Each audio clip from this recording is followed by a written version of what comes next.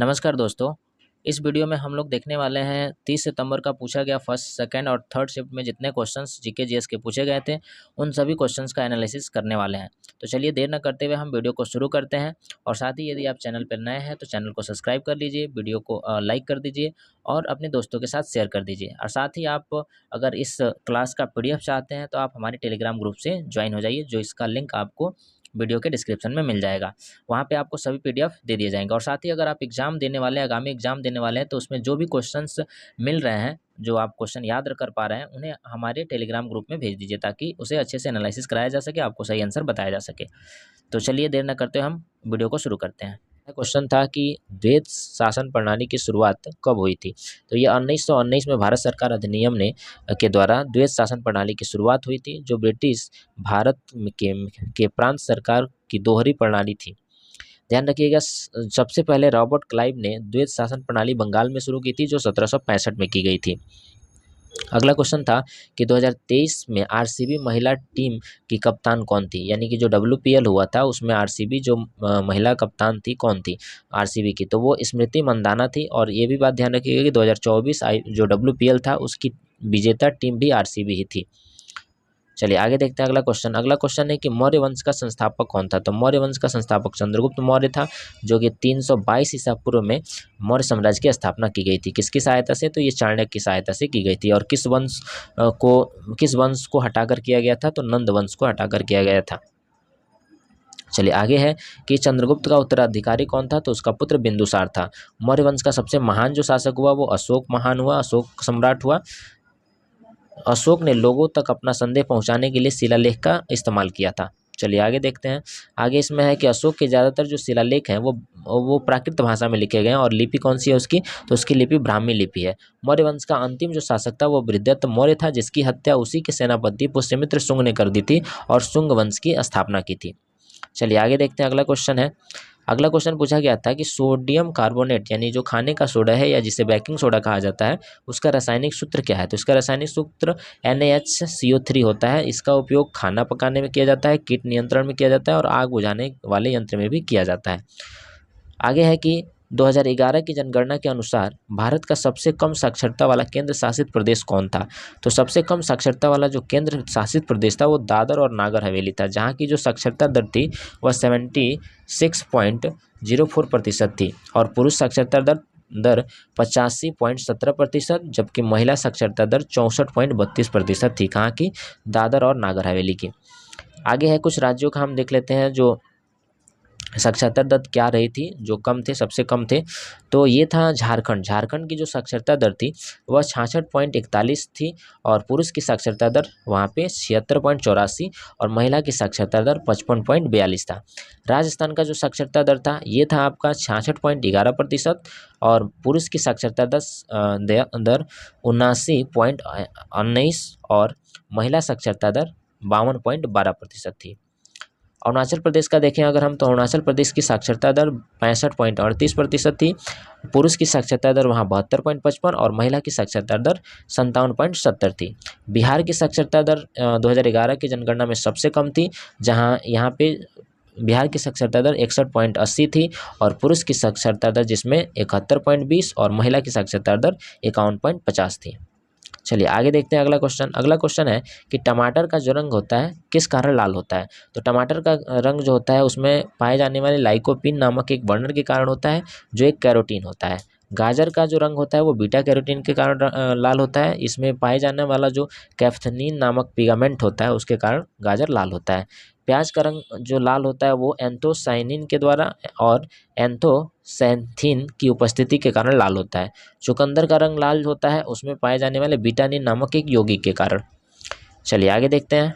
अगला क्वेश्चन है कि मुंबई में नालंदा नृत्य अनुसंधान केंद्र की संस्थापक कर्नल रेले का संबंध किस नृत्य से है।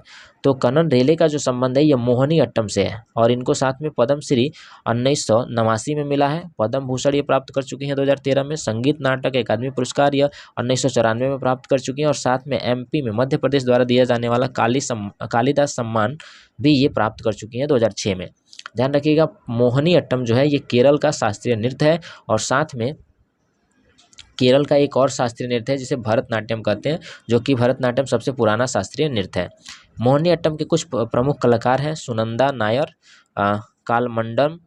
मंडलम, कल्याणी कुट्टियम्मा, जयप्रभा मेनन, पल्लवी कृष्णन, गोपिका वर्मा, विजय लक्ष्मी, राधा दत्त और रेमा श्रीकांत। ये सब मोहिनीअट्टम के प्रमुख कलाकार हैं, जो कि आपको आने वाले एग्जाम में पूछा जा सकता है। भारत के साथ कितने देश भूमि साझा करते हैं, यानी कि भूमि सीमा साझा करते हैं?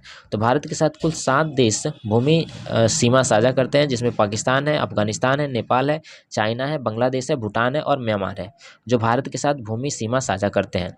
इसकी भूमि, भारत की जो भूमि है वह टोटल कितना उसका लंबाई है, तो 15,200 किलोमीटर है, जबकि जो तट रेखा है वो कितना है, तो 7,516 किलोमीटर 0.6 किलोमीटर है। बांग्लादेश भारत का सबसे लंबी सीमा रेखा साझा करता है, कितना करता है ये, तो ये आपका 4,096.7 किलोमीटर सीमा रेखा साझा करता है भारत के साथ। इसके बाद दूसरे नंबर पे चाइना है, जो आपका 3,488 किलोमीटर सीमा रेखा साझा करता है। और तीसरे नंबर पे आपका पाकिस्तान है, जिसकी सीमा रेखा भारत से लगती है 3,323 किलोमीटर। उसके बाद नेपाल है, जिसकी सीमा रेखा 1,751 किलोमीटर लगती है। उसके बाद म्यांमार है, जिसकी सीमा 1,643 किलोमीटर लगती है। उसके बाद भूटान है, जिसकी सीमा 699 किलोमीटर लगती है। सबसे कम जो सीमा लगती है वो अफगानिस्तान के साथ लगती है, जो 106 किलोमीटर है। अगला क्वेश्चन है कि रबी की फसल कब तक बोई जाती है? तो रबी की फसल जो है वह अक्टूबर से दिसंबर के सर्दियों के महीने में बोई जाती है, और इसकी कटाई जो होती है वो अप्रैल से जून तक की जाती है। इसमें रबी फसल में प्रमुख जो फसल होते हैं, गेहूं है, जौ है, मटर है, चना है, सरसों, ये सभी रबी फसलें हैं, प्रमुख रबी फसलें हैं। अब इसके साथ खरीफ फसल भी देख लेते हैं। तो खरीफ फसल जून जुलाई में बोई जाती है, इसकी कटाई अक्टूबर नवंबर के बीच होती है, यानी कि अब अक्टूबर नवंबर जो आने वाला है इसमें आपका इसकी कटाई होगी। खरीफ की फसलों में चावल आता है, मक्का आता है, कपास आता है, मूंगफली आता है, बाजरा आता है, शकरकंद आता है, उड़द जैसी फसलें इसमें शामिल हैं। खरीफ की फसलों को मानसून की फसल भी कहा जाता है, क्योंकि मानसून जब आता है तभी इनकी बुआई शुरू होती है, और मानसून जब लौटता है तो इनकी कटाई शुरू हो जाती है। आगे है जायद की फसलें। जायद की फसलें जो है मार्च से जून के बीच में बोई जाती हैं। जायद की फसलों में मुख्य रूप से सब्जी फसल ही आते हैं, जैसे तरबूज हो गया, खीरा हो गया, खरबूज हो गया, ककड़ी, मूंग, उड़द, सूरजमुखी जैसी फसलें जो हैं वो जायद की फसलें हैं। इन फसलों को गर्मी की फसलें भी कहा जाता है। चलिए आगे देखते हैं। अगला क्वेश्चन है कि संजना वथुला किस खेल से संबंधित है? तो संजना जो वथुला है वह एशियन पदक जीतने वाली सबसे कम उम्र की भारतीय बनी हुई है। एशियन खेल 2023 में महिलाओं की स्पीड स्केटिंग, यह स्केटिंग से संबंधित है। स्पीड स्केटिंग 3000 मीटर रिले स्पर्धा में प्रतिस्पर्धा करते हुए टीम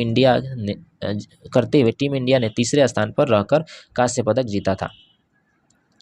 चलिए आगे देखते हैं। अगला क्वेश्चन है मानसीराम किस राज्य में स्थित है? तो मानसीराम मेघालय में स्थित है, और यह खासी जो पर्वतमाला है उससे उस एरिया में है, और यह खासी पर्वतमाला के साउथ में है, यानी साउथ रीजन में पड़ता है, जहाँ पे सबसे ज़्यादा वर्षा होती है। विश्व की सबसे ज़्यादा वर्षा मानसीराम में होती है। चलिए आगे देखते हैं। अगला क्वेश्चन है कि निम्नलिखित में से किसे इंदौर घराना की स्थापना के लिए जाना जाता है? तो इंदौर घराना की स्थापना के लिए उस्ताद आमिर खान को जाना जाता है। इंदौर घराना भारतीय शास्त्रीय संगीत के मुख्य घरानों में से एक है, जिसकी स्थापना किसने किया था? आमिर खान ने की थी। इंदौर घराने के प्रदर्शन को विलंबित टेम्पो द्वारा अब्दुल वाहिद खान की शैली में नोट किया गया, और रजब अली खान की याद को ताज़ा की गई थी। आमिर खान के कुछ प्रमुख प्रसिद्ध गायक और शिष्य रहे, जो कि पंडित अमरनाथ, शंकर लाल मिश्रा, कंचन बनर्जी, पूर्वी मुखर्जी आदि हैं। ग्वालियर घराना के संस्थापक कौन रहे? तो इसके संस्थापक कनथवन पीर बख्श हैं। और रामपुर सहसवान घराना के संस्थापक कौन रहे? तो इसके संस्थापक उस्ताद इनायत खान है।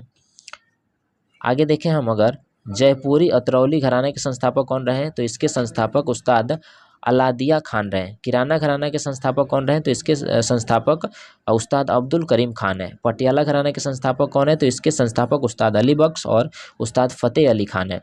आगरा घराना के संस्थापक कौन है? तो इसके संस्थापक हाजी सुजान खान है। ये सब आप घराना है और जिसके संस्थापक आपको ये सभी उनके संस्थापक हैं। तो ये सब आप जरूर पढ़ के जाइए क्योंकि आने वाले एग्जाम में ये पूछा जा सकता है। चलिए आगे देखते हैं। अगला क्वेश्चन है कि हल्दी में पीला रंग किसकी उपस्थिति के कारण होता है? तो ये पीला रंग करक्यूमिन के उपस्थिति के कारण होता है। अगला क्वेश्चन पूछा गया था कि लोसर महोत्सव किस राज्य या केंद्र शासित प्रदेश में मनाया जाता है? तो ये लद्दाख में मनाया जाता है। लोसर महोत्सव लद्दाख क्षेत्र में मनाया जाता है इसको, और यह लद्दाखी नववर्ष की शुरुआत में मनाया जाता है। जैसे अपने यहाँ शुरुआत में आपका कौन सा त्यौहार मनाया जाता है? तो अपने यहाँ कौन सा त्यौहार मनाया जाता है? एक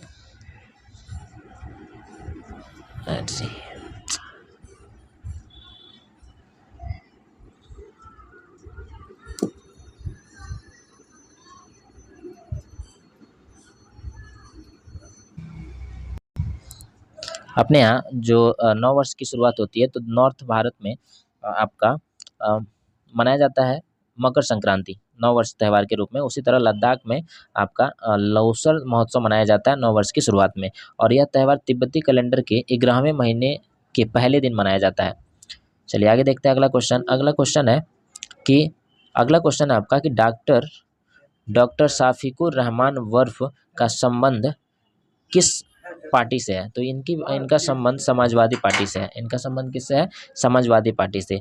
तो ये ध्यान रखिएगा कि सबसे उम्रदराज सांसद हैं जो कि 93 वर्षीय हो चुके हैं और ये 5 बार सांसद रह चुके हैं। शफीकुर रहमान वर्फ जो साल आपका 1996 से 1980 और 2004 में मुरादाबाद लोकसभा सीट से ये समाजवादी पार्टी के सांसद रह चुके हैं, जबकि साल 2009 में उन्होंने बहुजन समाज पार्टी ज्वाइन कर ली थी। वे 2014 में बीजेपी के टिकट पर संभल से लोकसभा के सांसद चुने गए थे। इसके बाद 2019 में उन्होंने सपा के टिकट पर संभल लोकसीट जीत दर्ज की। शफीर रहमान जो है वो अपने विवादित बयान को लेकर काफ़ी चर्चा में रहते हैं और ये कई क्षेत्रों में काम कर चुके हैं, जैसे वाणिज्य मंत्रालय के सलाहकार समिति और कार्मिक लोक शिकायत कानून और न्याय समिति के सदस्य के तौर पर भी ये काम कर चुके हैं। चलिए आगे देखते हैं अगला क्वेश्चन। अगला क्वेश्चन आपका है कि भारतीय संविधान के किस भाग में मौलिक कर्तव्य की चर्चा है? तो भारतीय संविधान के भाग 4 के ए में मौलिक कर्तव्य का जिक्र है। मौलिक कर्तव्य को संविधान में 1976 में जोड़ा गया था, जो कि 42वां संविधान संशोधन था। उस समय मात्र 8 जो मौलिक कर्तव्य थे वो जोड़ा गया था और इंदिरा गांधी गवर्नमेंट के द्वारा 2 और इसमें जोड़ दिया गया था, यानी 10 टोटल मुख्य जो कर्तव्य थे, संवैधानिक कर्तव्य थे, उन्हें मौलिक जो कर्तव्य थे उन्हें जोड़ा गया था। कब? 42वें संविधान संशोधन में।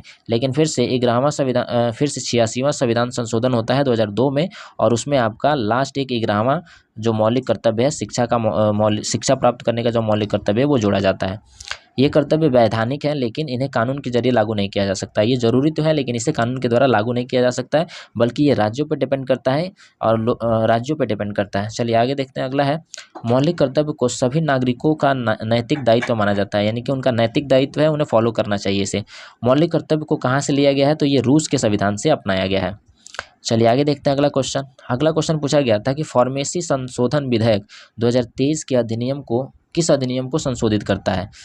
ये जो फार्मेसी है विधेयक 2023 है, यह किस अधिनियम को संशोधित करता है? तो फार्मेसी संशोधन विधेयक 2023 3 अगस्त 2023 को लोकसभा में पेश किया गया था और यह फार्मेसी अधिनियम 1948 में संशोधन करता है। ये फार्मेसी अधिनियम जो है ये क्या करता है? फार्मेसी का अभ्यास और पेशे को नियंत्रित करता है। अगला क्वेश्चन है, ये 2 क्वेश्चन पूछे गए थे जो कंफ्यूजिंग है कि कौन सा क्वेश्चन पूछा गया था, तो दोनों ही क्वेश्चन आप देख लीजिए। अगला क्वेश्चन इसमें था कि भारतीय साक्ष्य अधिनियम 2023 किस अधिनियम को संशोधित करता है?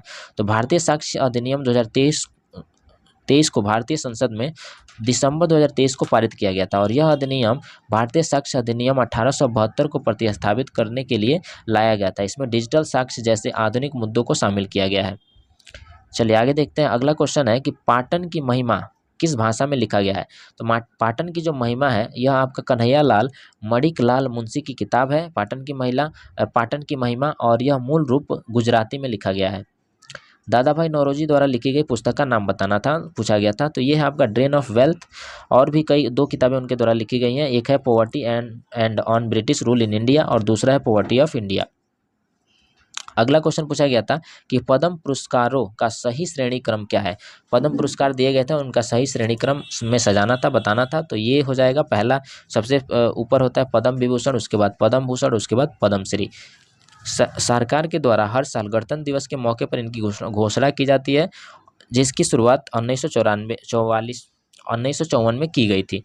और इस दौरान इन्हें पहले, दूसरे और तीसरे वर्ग में बांटा गया था, लेकिन बाद में साल 1955 के बाद इनका नाम बदलकर पद्म भूषण, पद्म विभूषण, पद्म भूषण और पद्मश्री कर दिया गया था। आगे है कि पंजाब विधानसभा परिषद कब समाप्त कर दिया गया था। यानी पंजाब, चूंकि हम जानते हैं कि प्रत्येक राज्य में एक तो आपका असेंबली होता है और एक आपका काउंसिल होता है, यानी एक सभा होती है और दूसरा क्या होता है, विधानसभा होती है और दूसरा विधान परिषद होता है। तो विधान परिषद जो सभा है लगभग सभी राज्यों में है, और विधान परिषद जो है वह आपका 6 राज्यों में अभी है। तो पंजाब में जो विधान परिषद था उसे समाप्त कर दिया गया था। तो ये कब समाप्त किया गया था, तो ये आपका किया गया था 1 जनवरी 1970 को समाप्त कर दिया गया था। इसके लिए पंजाब विधान परिषद उन्मूलन अधिनियम 1969 पारित किया गया था, और इस अधिनियम के लागू होने के बाद पंजाब की विधायिका एक संसदीय हो गई थी, यानी कि वहाँ से विधान परिषद समाप्त कर दिया गया था। साल 1966 में पंजाब को 3 भागों में बांटा गया था, हरियाणा, हिमाचल प्रदेश और पंजाब, इसमें से बांटकर बनाया गया था। अगला क्वेश्चन था कि निम्नलिखित में से किस वंश ने विजयनगर साम्राज्य की स्थापना की थी। तो ध्यान रखिएगा, विजयनगर साम्राज्य की स्थापना संगम वंश ने की थी, और विजयनगर की जो संगम वंश है इसके संस्थापक कौन है, तो इसके संस्थापक हरिहर और बुक्का हैं, जो कि 1336 ईस्वी में इस वंश की स्थापना की थी।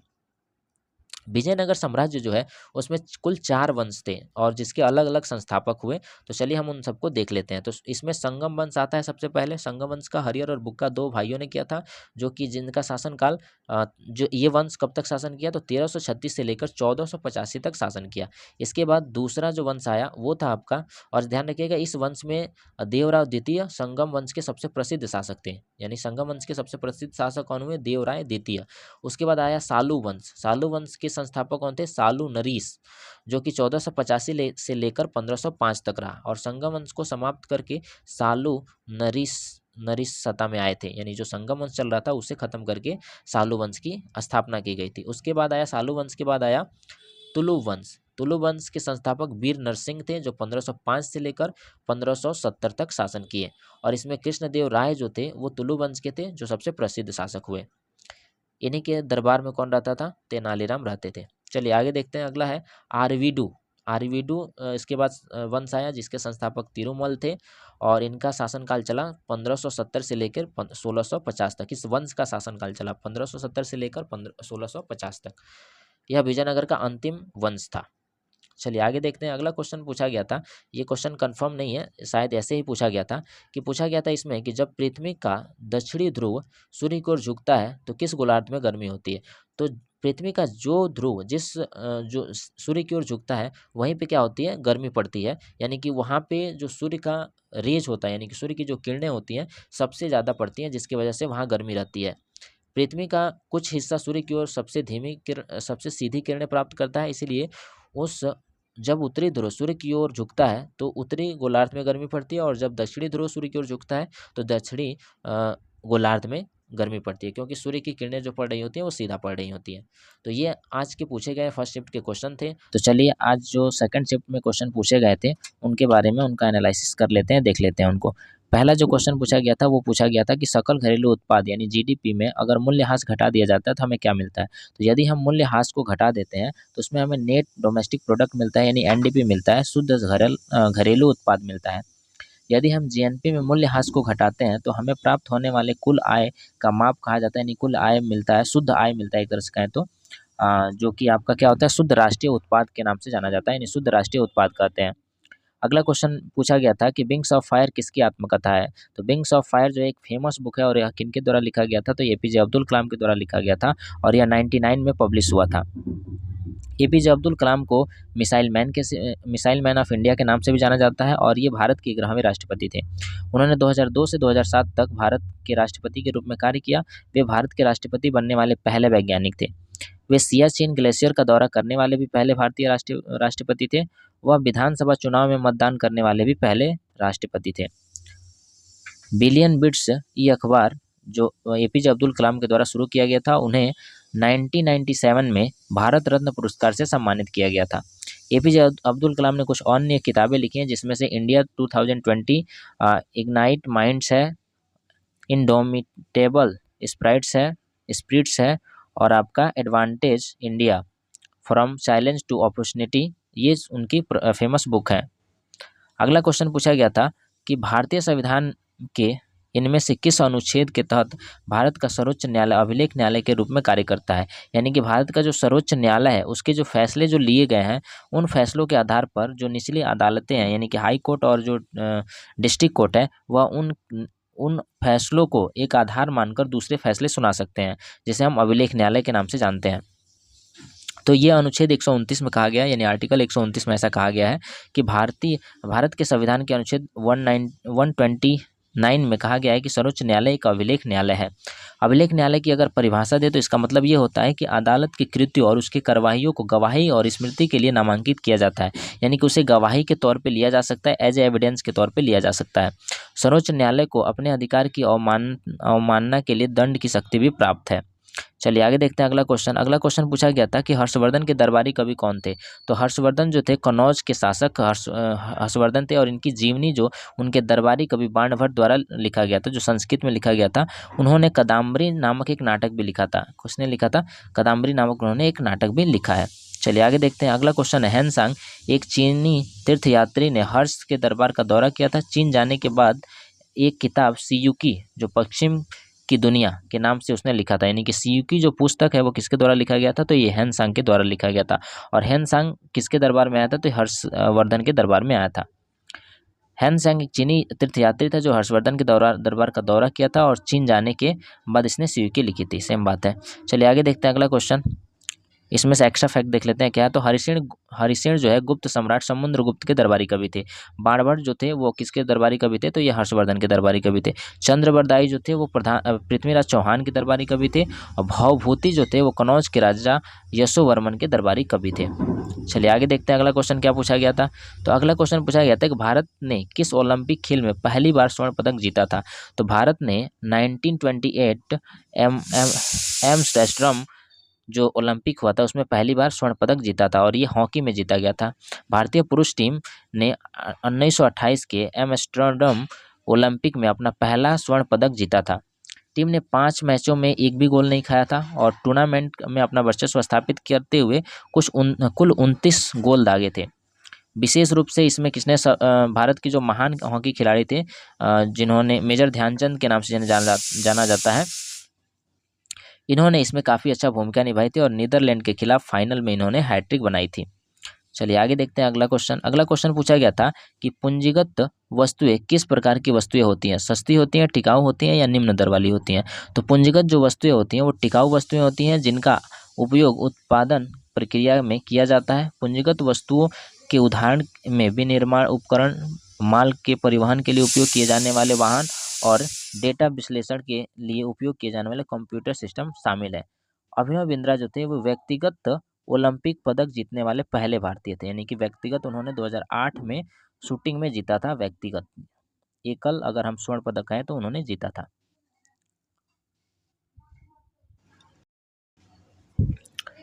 अगला क्वेश्चन है, भारत ने किस ओलंपिक खेल में पहली बार स्वर्ण पदक जीता था? खैर ये क्वेश्चन हो चुका है, लेकिन इसके कुछ और एक्स्ट्रा फैक्ट हैं, उसे हम देख लेते हैं। तो भारतीय जो हॉकी टीम है, पुरुष हॉकी टीम है, वो अब तक 8 ओलंपिक स्वर्ण पदक जीत चुकी है। 8 ओलंपिक में स्वर्ण पदक जीत चुकी है। उन्होंने 6 लगातार 1928 से 1956 तक स्वर्ण पदक जीते हैं। टोक्यो 1964 में और मॉस्को 1980 में 2 स्वर्ण पदक जीते, और टोटल मिला के कितने हो जाते हैं? 8। टोटल मिला के आपके 8 ओलंपिक स्वर्ण पदक हो जाते हैं।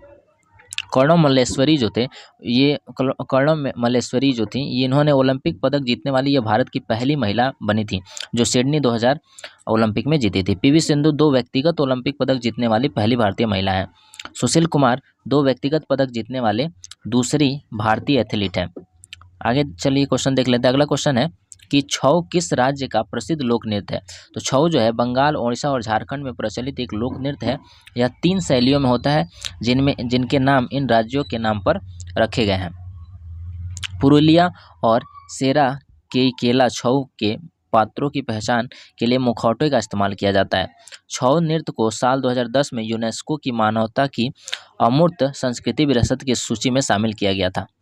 चलिए आगे देख लेते हैं अगला क्वेश्चन। अगला क्वेश्चन है कि राज्य विधायिका में अपने पद से हटाने के प्रस्ताव विचाराधीन होने के दौरान उस अध्यक्ष या उपाध्यक्ष को जिसके खिलाफ प्रस्ताव विचाराधीन है अध्यक्षता नहीं करनी चाहिए, यह किस अनुच्छेद में कहा गया है? शायद अनुच्छेद, क्वेश्चन में शायद अनुच्छेद पूछा गया था कि अनुच्छेद 181 में क्या है।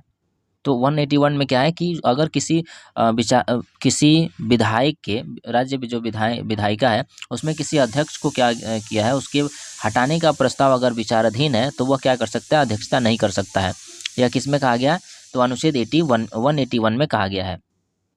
182 किससे संबंधित है? तो ये राज्य विधान परिषद के अध्यक्ष और उपाध्यक्ष के बारे में बताता है। और 180 किससे संबंधित है? तो ये राज्य विधायिका के कार्यपाल के कार्यालय के कर्तव्यों का पालन करने या अध्यक्ष के रूप में कार्य करने के लिए उपाध्यक्ष या किसी अन्य व्यक्ति की शक्ति को बताता है। चलिए आगे देखते हैं। अगला क्वेश्चन है कि स्वतंत्रता आंदोलन के दौरान 63 दिन के अनिश्चितकालीन भूख हड़ताल में किस क्रांतिकारी की मृत्यु हो गई थी? तो इनका नाम जतिन दास था। जतिन दास एक भारतीय क्रांतिकारी थे जिन्हें लाहौर षड्यंत्र मामले में दोषी पाया गया था। उन्होंने 14 जून 1929 को अंग्रेजों के सामने आत्मसमर्पण किया था और उसके बाद 23 दिनों तक भूख हड़ताल की थी। 13 सितंबर 1929 को उन्होंने अंतिम सांस ली थी। अगला क्वेश्चन है कि नेहरू रिपोर्ट 1928 की अध्यक्षता में तैयार किया गया था? तो यह मोतीलाल नेहरू की अध्यक्षता में गठित एक समिति साल 1928 में तैयार किया गया था और इसे नेहरू रिपोर्ट कहते हैं। ठीक है, तो नेहरू रिपोर्ट को तैयार किया गया था। इसकी अध्यक्षता मोतीलाल नेहरू ने किया था और सचिव जो थे वह जवाहरलाल नेहरू थे। चलिए आगे देखते हैं अगला क्वेश्चन। अगला क्वेश्चन है कि भारत के किस भाग में पटकाई बम पहाड़ियाँ स्थित हैं? तो पटकाई पहाड़ियाँ जो है भारत के उत्तर पूर्वी भाग में पूर्वांचल की पहाड़ियों में का हिस्सा है।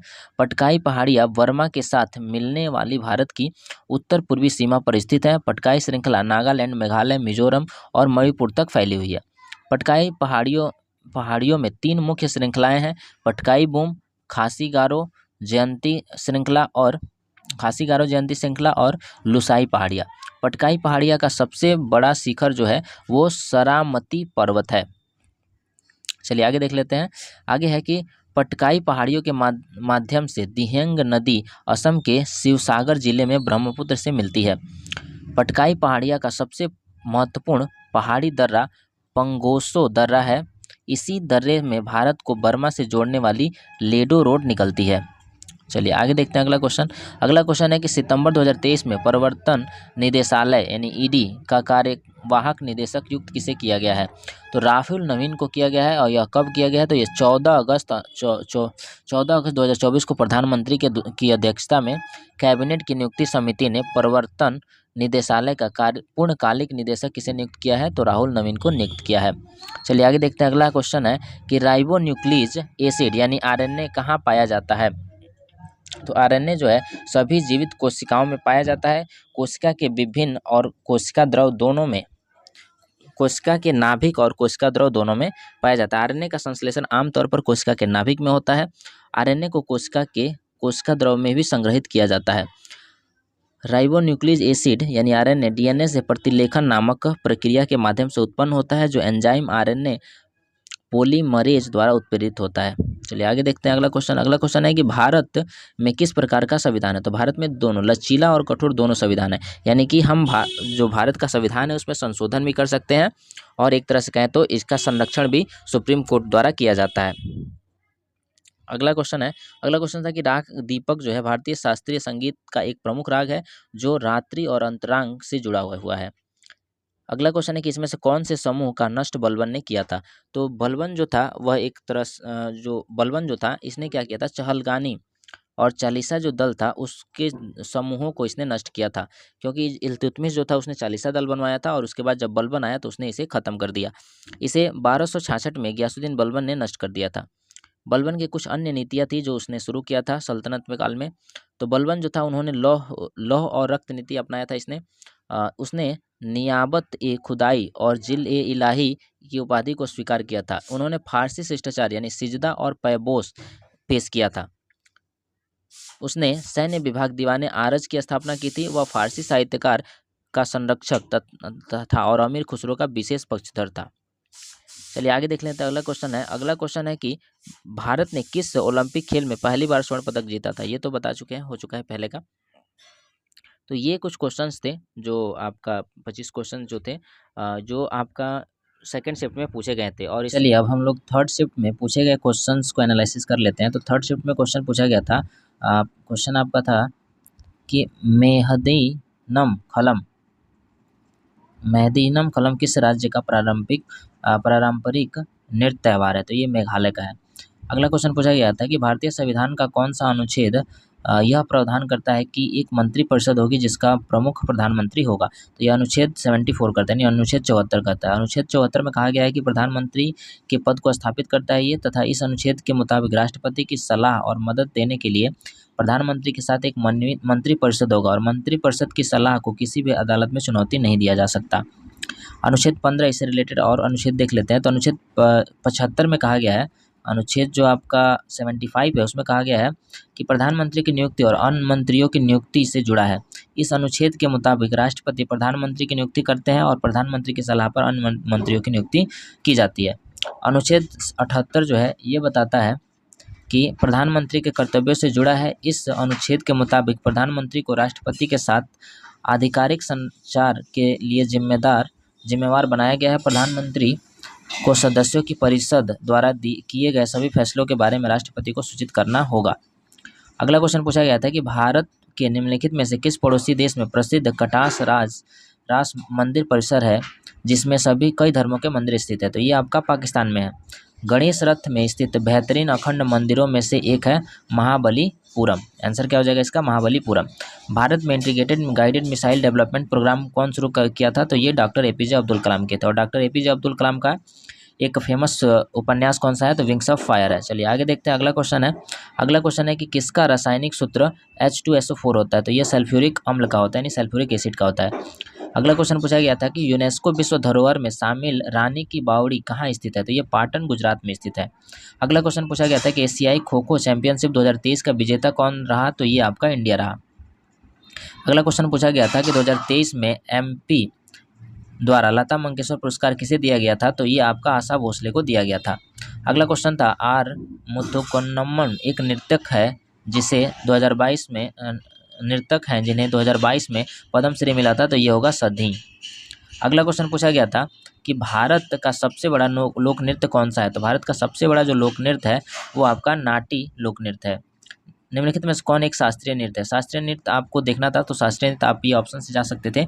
जो आपका 8 शास्त्रीय नृत्य है उसके अलावा कोई भी अगर दिया होगा तो वो आपका क्या हो जाएगा, वो आपका नहीं होगा शास्त्रीय नृत्य। अगला क्वेश्चन पूछा गया था कि विनोबा भावे का संबंध किस राज्य से है। तो ये आपका महाराष्ट्र से है। अकबर के काल में किस विभाग के व्यक्ति दीवान कहे जाते थे। तो ये राज्य की समस्त आय और व्यय का प्रबंध करने वाले व्यक्ति को दीवान कहा जाता था। अगला क्वेश्चन है सत्यशोधक समाज की स्थापना किसने की थी। तो ये महात्मा ज्योतिबा फूले ने किया था, जो कि महाराष्ट्र के रहने वाले थे। अगला क्वेश्चन है आपका कि भारत के वर्तमान उपराष्ट्रपति कौन है। तो ये आपका जगदीप धनखड़ है। अगला क्वेश्चन था कि महिला आंचल उपन्यास के लेखक कौन है। तो ये आपका फडीश्वरनाथ रेणु है। तो ये आपके थर्ड शिफ्ट के क्वेश्चंस थे और बाकी अदर जो अगले शिफ्ट के क्वेश्चन जो है वो भी अपलोड कर दिए गए हैं। आप चैनल से जुड़े रहिए तथा दोस्तों को शेयर कीजिए और चैनल को सब्सक्राइब कीजिए। चलिए फिर मिलते हैं हम लोग अगले वीडियो में, तब तक के लिए धन्यवाद।